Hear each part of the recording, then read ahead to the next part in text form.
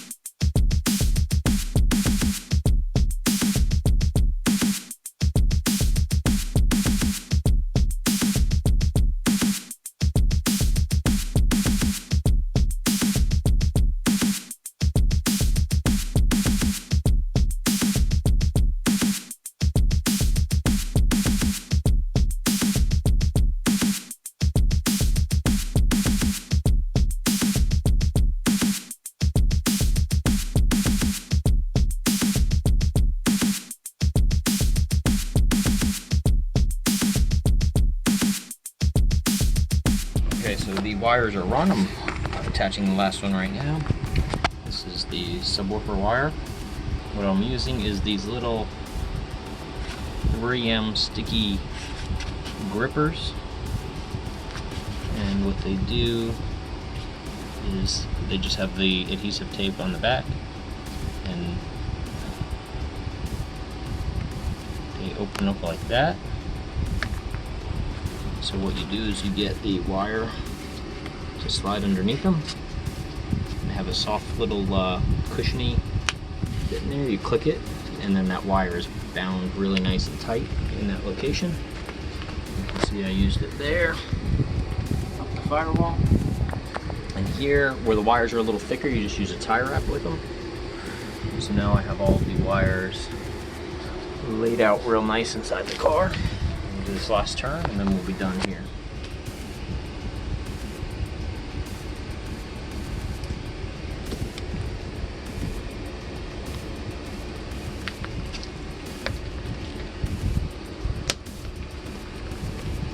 So all the connections are loose right now. I haven't attached the ground wire anywhere. I might use one of these seat bolts that hold the seat down to attach it, because that's right to the chassis of the car, and that'll be nice and secure and make a really good ground. So I think I'm going to use that spot for the grounding location. So the ground wire is kind of short, so we'll just have enough room to come that way. So what I'll do is wherever we mount this will come out of the amp, and I'll reroute it this way and then over to this bolt. Other than that, everything else is wired here. So I'm going to test fit the carpet now and see how that all fits.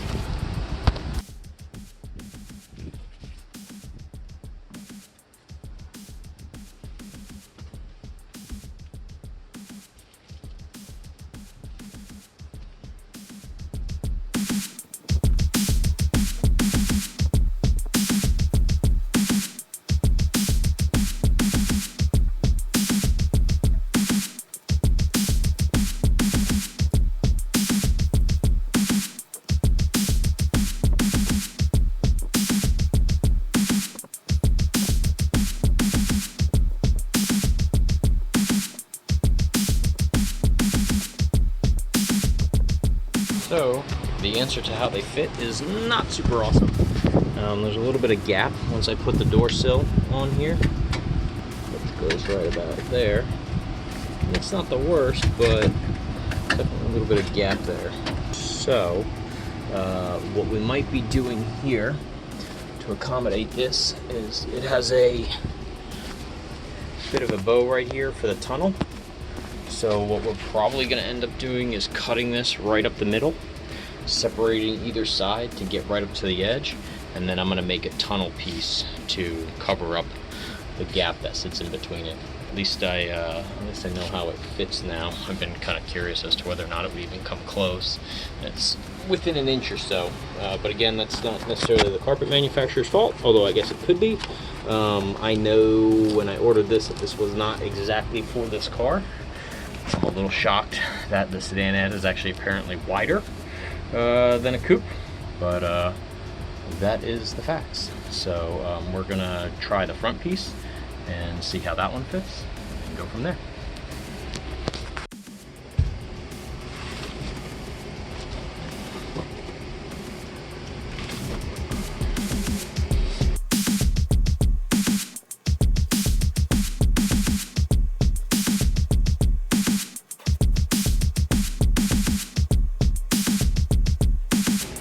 So my guess was that the front portion of the car would have to be the same, because across all the lines of the 1950 Buick, the windshield, the dash, the front fenders, the hood, all of that stuff is the same up in the front. So my guess was that the firewall forward, pretty much everything is the same width and sizes. So this will fit right now, because I have a floor shifter and because I have a floor mounted pedal there.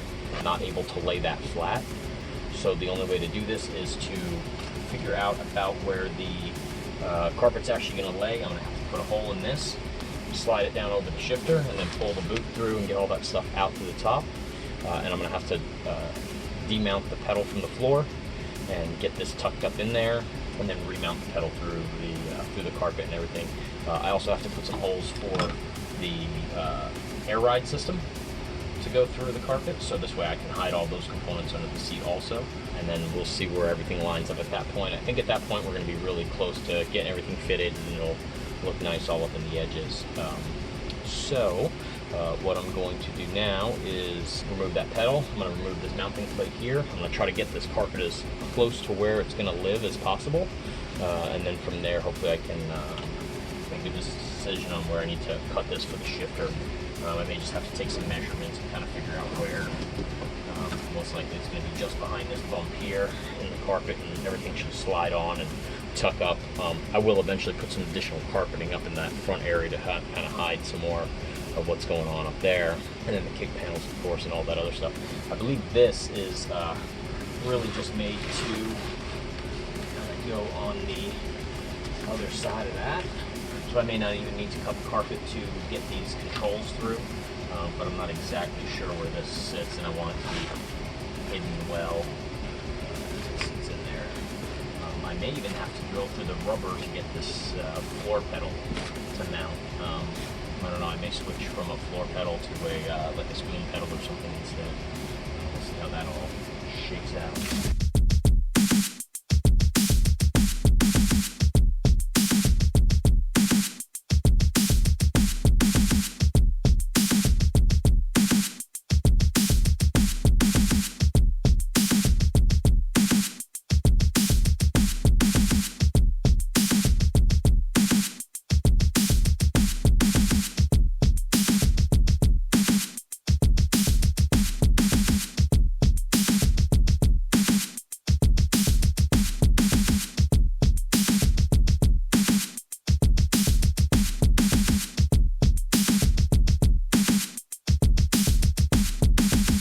So a lot of improvement with the carpet in place.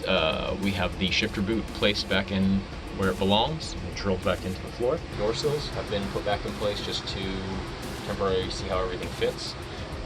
We still have this bit of a fitment issue between the left side and the right side. You can see about a 3-inch gap on the other side. I tried to get it secured on this side and stretch it out real good, but it's still just a little narrow. I don't think this is the manufacturer's fault. I think this is just because the coupes must be a little bit narrower in the back. I wouldn't have thought that. I feel like this car feels a lot tinier in the back, but who knows. So I'm going to order a piece of loop carpet to fill the center section. Either I'm going to cut it down the middle and move this side over and move that side over, and then seam and bind to the edges and just have a full tunnel cover, or I'm going to cut it down the middle and seam in, stitch it into the carpet and get it to set in there to expand that extra 3 inches to fill the gaps on either side. I'll figure that out as I go forward, but right now everything is moving along nice. We're going to make a plate to mount the amp to. It's just going to be mounted on like a PVC vinyl plate, similar to what we use, like a starboard or something we would use for the door panels, but it's going to be a little bit thicker, and it'll give us a really nice clean finished look on that, and that'll all bolt to the floor of the car underneath the seat. Okay, so the amp is now wired in. What we did was, I bridged the connectors here. So the top row is your front speakers, left and right, positive and negative, and then the bottom one, the way that it is bridged is you go from the positive of the left, which is over here, and the negative of the right, and you jump them together, and what that does is it doubles the watts coming out of amp. The ground is ran this way. Like I said, I haven't terminated it yet, but that's where it's going to end, is over here. And then the power wire goes all the way there and up to the firewall. This blue wire, this is the remnant of it. This is what they call the control wire. And what that does is it tells the amp when to turn on when the car is turned on. So when the key goes on in the ignition, the amp turns on, everything else turns on, and I should have power at that point. The way that I wired that into the fuse panel was to look for a fuse that turned on with the key turn. So what I did was use my test light, and basically we checked the back end of all the fuses up at the top there, and what you can do is put the ground to a surface of the car, and then from here you can see certain fuses turn on this light and activate it. So what I did was looked for one that would not turn on and was dead, which was the one that actually is labeled radio, and that's dead until you turn the ignition on the car, and once you turn the ignition on the car, it lights up, which means that it is accessory power. So this amp will not have power all the time. This will just tell it when to turn on. I made this little plate here out of that plastic PVC that I spoke about, and that is just using self-tapping screws drilled right to the floor of the car. I will at some point in time go underneath the car and just clean that up and make sure that it's not rusting or nothing's happening to that. I'll cap those off and make them nice and clean. So I'm going to be using the same connectors that we used for the air ride system to connect the speakers. So this will now be on a harness. So if I ever need to pull the speakers in and out of that spot, we just disconnect the harness and pull the speakers right out of the dash. So this is all connected now. I just had to make sure that the right channel and the left channel stayed separated and connected to the correct spots on the speaker. So we have the power wire, which is all loomed up and attached to the firewall. It runs to this fuse box right here. The fuse is just a simple glass fuse that is inside there. This is an amp wiring kit that's specifically made to handle high amps. And then the wire runs over here to that contact on the battery cable. Here is the subwoofer package installed in the back. And, I had an old 12 laying around that worked, and a little bit of carpet for the side of it. Made a kind of an awkward shaped box to fit into that hole alongside the spare. I just have to mount all of these down so they don't go sliding around. Realistically, once the trunk is closed, neither one can really go very far. That's about it for that. So now at this point, we are going to slide the seat back in the car. I'm going to reattach my connections for the air ride system. So this is where the radio install gets complicated. I am doing the door panels, the inserts for the doors, at the same time that I'm doing the radio install.